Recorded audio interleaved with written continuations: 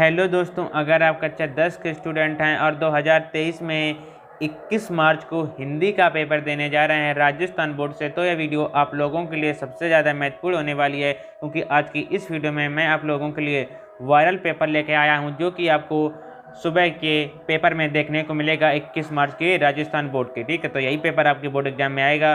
तो बिना किसी देरी से इसका सोल्यूशन देखते हैं, जिससे कि आप लोग उस पेपर को आप अच्छे से कर पाएँ, अटेम्प्ट कर पाएँ। ठीक है, तुम्हारा पहला नंबर क्वेश्चन आ जाता है, क्या है? निम्नलिखित अपठित गद्यांश को पढ़कर पूछे गए प्रश्नों के उत्तर देने हैं। ये हमें इसको पढ़ना है और इससे हमें प्रश्नों के उत्तर देने होते हैं। क्या क्या है, देख लेते हैं। जयशंकर प्रसाद जी काशी के सुधनी साहू के प्रतिष्ठित घराने में उत्पन्न हुए या पैदा हुए थे। ये घराना अपनी दानवीरता के लिए प्रसिद्ध था। इन्होंने कॉलेज से 7वीं कक्षा तक पढ़कर घर में संस्कृत, अंग्रेजी, हिंदी, उर्दू, फारसी की व्यापक अध्ययन किया। प्रसाद जी की मूलता के मतलब इसको आप लोगों को एक बार से पढ़ लेना है पूरा। उसके बाद आपको इसका पहला क्वेश्चन आ जाता है, उपरोक्त गद्यांश का उचित शीर्षक क्या है? तो ये किसके बारे में बातें हो रही हैं, किसके बारे में हो रही हैं? जयशंकर प्रसाद, एक तो एक छायावाद, एक सरल गीत, एक झरना, किसके बारे में हो रही हैं? तो जयशंकर प्रसाद जी के बारे में। पहले ही आपको लिखा है, देख लीजिए यहाँ पे, एक सेकेंड। ठीक है, जयशंकर प्रसाद जी, तो शीर्षक कौन है? जयशंकर प्रसाद जी। दूसरा मतलब हमारा क्वेश्चन था, प्रसाद जी से संबंधित है, क्या है यहाँ पर? क्या है प्रसाद जी से संबंधित? कहाँ पर हुआ था? सुधनी साहू, मतलब सुधनी साहू प्रसाद जी से संबंधित है। ये भी हमारा गलत, ये भी गलत, ये भी गलत। ये क्या सही है? सुधनी साहू घराने से। ठीक है, प्रसाद जी ने सर्वप्रथम कौन सी भाषा में कविता लिखी? कौन सी भाषा में लिखी थी? अवधी, राजस्थानी, हिंदी, ब्रज। आप अगर आप पूरा पढ़ेंगे तो आपको पता चल जाएगा। ठीक है, देखिए, उन्होंने प्रारंभ में ब्रज भाषा, तो कौन सी भाषा हमारा राइट आंसर हो जाएगी? ब्रज भाषा हमारी राइट आंसर हो जाएगी।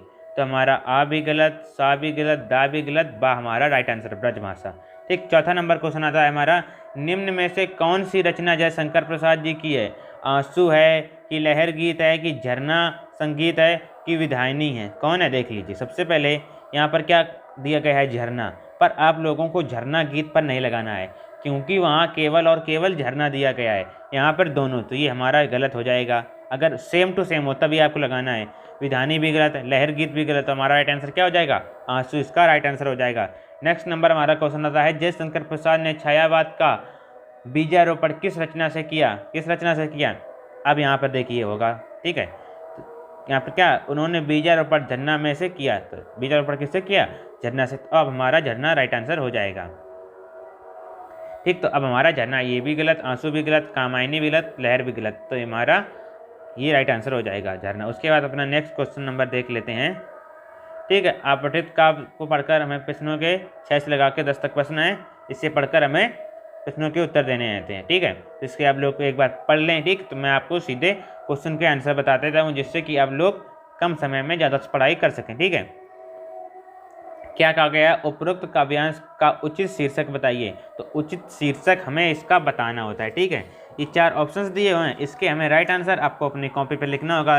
अगर आप लिख देते हैं तो आपको 1 नंबर इसका मिल जाएगा। ठीक है, और 6 से लगा के 10 तक हैं। ठीक है, तो सबसे पहले हमारा क्या है, इसका बताना है शीर्षक। तो इसके 4 ऑप्शंस दिए गए हैं, पद की रचना, फूलों के कांटे, यात्रा, जगत की अनिश्चितता। तो इसका जो राइट आंसर हो जाएगा होगा पद की पहचान, इसका राइट आंसर हो जाएगा। ये उसी शीर्षक से आया हुआ है। ठीक है, यह आपके हिंदी में पाठ भी होगा, आपने पढ़ा होगा। ठीक है, 7वां नंबर होता है, बहोटी शब्द का अर्थ होता है। बहोटी शब्द का हमें अर्थ बताना है। नाविक, बांट जो होने वाला, मजदूर, पार्थिक। क्या होता है? पार्थिक। तो हमारा राइट आंसर हो जाएगा पार्थिक। उसके बाद हमारा नेक्स्ट नंबर क्वेश्चन आ जाता है, सुमन का पर्यायवाची युग्म है, मतलब कहाँ पर इसमें लिया गया है? सुषुम, अनल, नभ, मंजरी, दृढ़, निर्जय, कंड, पुष्प। कौन सा इसका हो जाएगा? 7 नंबर, फूल, पुष्प, प्रसन्न, इसका राइट आंसर हो जाएगा। उसके बाद हमारा 9वां नंबर क्वेश्चन देख लेते हैं, क्या है? उपरोक्त काव्यांश में कौन सा शब्द शक्ति का प्रयोग हुआ, मतलब इसमें कौन शब्द शक्ति का प्रयोग किया गया है?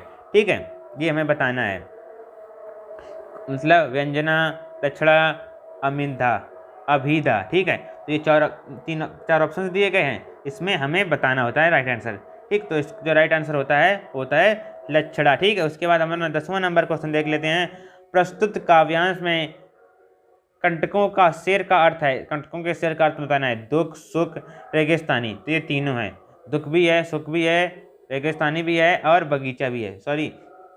सॉरी इसका है दुख है, इसका सॉरी दुख है इसका। ठीक है, उसके बाद अपना नेक्स्ट नंबर क्वेश्चन देख लेते हैं। क्या है 11 नंबर हमारा क्वेश्चन क्या आता है कि उनमें शब्द का अर्थ है, उनमें शब्द का अर्थ प्रकाश भी होता है, उजाला, प्रकाश उजाला तो बात एक ही है, दीप्ता, तो तीनों एक ही ये शब्द लिखे गए, ये पर्यायवाची हैं। ठीक है, तो इसका जो राइट आंसर हो जाएगा उपरोक्त सभी इसका राइट आंसर हो जाएगा। उसके बाद हमारा 12 नंबर क्वेश्चन आ जाता है कि जर्ज पंचम की नाक कहानी है, किसकी कहानी है? ऐतिहासिक है कि बाल मनोवैज्ञानिक है कि संस्करणात्मक है कि व्यंग्यात्मक है? तो ये 4 ऑप्शन दिए गए हैं, तो आ नंबर सब व्यंग्यात्मक इसका राइट आंसर। तो ये मैंने आपके जो हिंदी के 12 सबसे महत्वपूर्ण प्रश्न थे वो करा दिए, और इन प्रश्नों से आपके बोर्ड परीक्षा में 12 के 12 क्वेश्चंस पूछे जाएंगे। इसीलिए इस वीडियो को लाइक कर दें, और अभी तक हमारे चैनल को सब्सक्राइब नहीं किया तो सब्सक्राइब कर दें, बेल आइकन को और प्रेस कर लें, जिससे कि इसी प्रकार की वीडियो आपको सबसे पहले मिलती रहें।